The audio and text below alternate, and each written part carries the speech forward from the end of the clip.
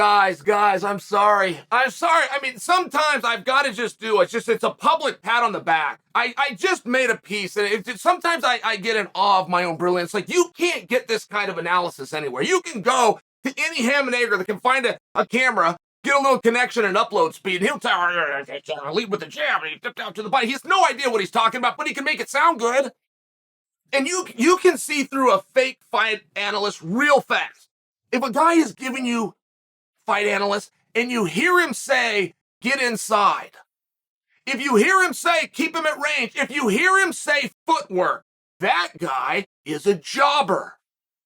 But jobbers can make it all the time. There's just a few phrases that you need to know. Punch your way into the clinch. Like, there's just a few things that you can say, but they're not intelligent. I listen to myself sometimes. I mean, are you ever impressed that I give you access? Right? I mean, but are you ever impressed for that? I don't charge you guys for this. I could. There's paywalls. There's ways to do it. I just give it to you. I have to tell you, there are departments within this sport, all big businesses will have something called an analytics department. It's actually extremely protected. The person in the analytics department will report to their boss. Their boss, generally speaking, will report to the CEO and no one else. Did you know that? The analytics department will not report to the president. They will not report to the vice president. It is some of the most protected information. Is a projection on a number for a business move, and it will go straight into the ear of the CEO in absolute private. The COO won't be there. Are you aware of this? Did you know this? These can be multi-million-dollar departments. Now, you can do that. And the companies in our space do that. Some of them are not to the tune of multi-million, but they're very high. Or you can reach out to Chael Sonnen for a favor, have me make a topic, and put the question you have as my thumbnail. You can then go to my YouTube, which is not only audited, it is publicly audited, and you can see if you had an idea that the MMA world likes. I told you guys 3 weeks before it was canceled, 3 weeks before, I sat here in this chair and told you Prohaska and Glover's rematch is the biggest booby prize in my illustrious career. I didn't tell you it was going to be canceled. I didn't know that. But I told you I was shocked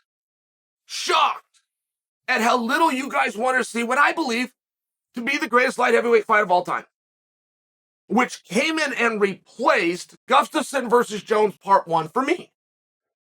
But I told you in no uncertain terms you didn't want to see it. And you didn't. And it got scrapped, and it never got talked about being put back together. Just one of those things, right? We are now in a situation where I would be as helpful as I could be. I don't have inside scoop. I generally do. Sometimes I got to play it. I don't have it here. I heard when it was said that Adesanya would be up towards the end of the summer. That's right now. Just so you understand, the end of the summer means an announcement needs to come right now. You would make the announcement. You would have the venue, you would have it on sale, you would have an opponent, and they would go into training camp. That's right now. Thought it would happen against Du Plessis. I told you guys that. Laid out my whole case.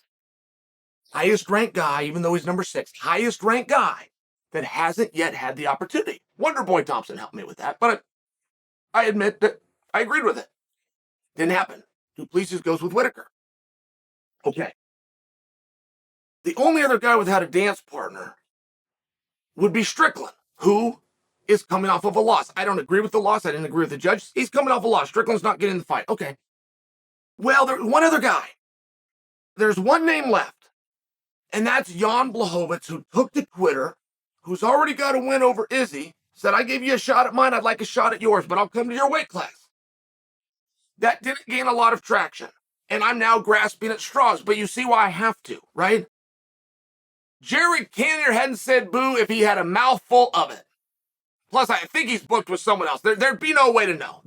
He could be fighting tonight. There'd be no way to know. Strickland's not getting it. Whitaker's the number 1 contender. Du Plessis the opponent of choice. They're going in their own direction. Paulo Costa and Chimaev off the board, which would leave you at grasping at straws, but it would leave you with Blachowicz. Well, not so fast. So this morning, right, we're detectives. Just a detective. I'm doing my little detective work. I could call Dana right now. I don't want to. I don't want to know. If I knew, I don't have anything to talk to you guys about. We don't have a comment section. But let's put on our little detective work, okay? As recently as this morning, Paulo Costa came out.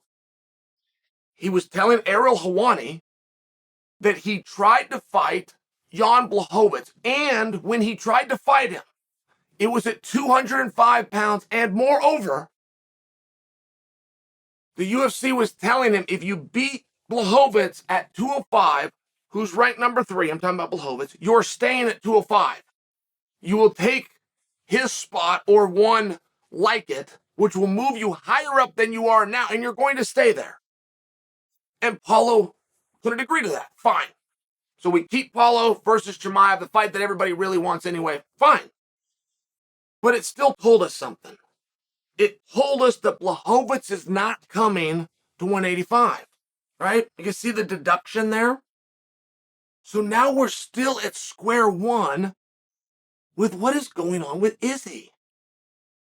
And if there's anyone, because what would we normally do here, guys? We would tell the truth. And you want to know how that would sound? It would sound exactly like this. I don't know.